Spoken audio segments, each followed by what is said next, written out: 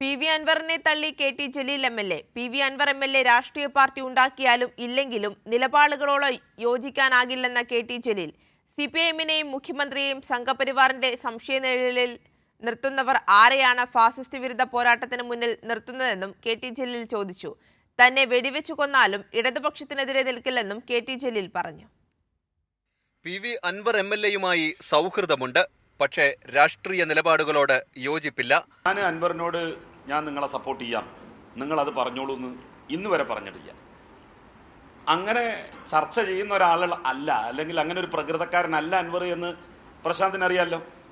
എന്നെയും ശരിക്കും പ്രശാന്തിന് അറിയാം. ഞാനും അങ്ങനെ ഒരു ആസൂത്രിതമായ ഗൂഢാലോചനയുടെ ഭാഗമായിട്ട് അങ്ങനെ അല്ല എനിക്കും അങ്ങനെ ഒരു നമ്മളിപ്പോൾ ഒരു കാര്യം, ഒരു നിലപാട് ഉണ്ടാകുമ്പോൾ, ഒരു കാര്യം പറയുമ്പോൾ നമുക്ക് ചില കാര്യങ്ങളിൽ വിമർശനങ്ങൾ ഉണ്ടാവും, നമുക്ക് നമ്മളുടേതായിട്ടുള്ള അഭിപ്രായങ്ങൾ ഉണ്ടാവും. മുഖ്യമന്ത്രിയെയും CPIM-നെയും സംഘി ചാപ്പകുത്തുന്നവർ സംഘപരിവാറിനെയാണ് സഹായിക്കുന്നത്. നമ്മളുടെ രാജ്യത്ത് BJP വളരെ ശക്തിപ്പെട്ടു വരികയാണ്. BJPക്കെതിരായി ശക്തമായ നിലപാട് സ്വീകരിക്കുന്നതിൽ മുന്നിൽ നിൽക്കുന്നയാളാണ് കേരളത്തിൻ്റെ മുഖ്യമന്ത്രി ശ്രീ പിണറായി വിജയൻ.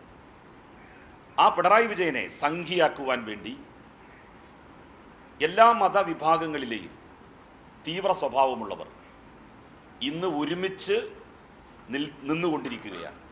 അവരൊരുമിച്ച് പ്രചണ്ഡമായ പ്രചാരവേലകൾ നടത്തിക്കൊണ്ടിരിക്കുകയാണ്. CPIM മലപ്പുറം ജില്ലാ secretary EN Mohandas Sangh Parivar agent എന്ന് പറഞ്ഞത് അസംബന്ധമാണ്. പോലീസിനെതിരായ അന്വേഷണ റിപ്പോർട്ട് നീതിപൂർവമാകുമെന്നും ഉറപ്പുണ്ട്. ജില്ലാ സെക്രട്ടറി RSS ബന്ധമുള്ളയാളാണ്. ശുദ്ധ അസംബന്ധമാണ് ആ കാര്യം. അതിനോട് ഞാൻ ശക്തമായി വിയോജിക്കുന്നു.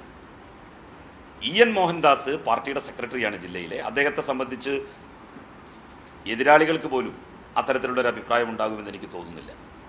അധികാര രാഷ്ട്രീയത്തിൽ നിന്നാണ് മാറി നിൽക്കുന്നത്. പക്ഷേ പൊതുപ്രവർത്തകനായി, ഇടതു സഹയാത്രികനായി തുടരും. കൈരളി ന്യൂസ്, മലപ്പുറം.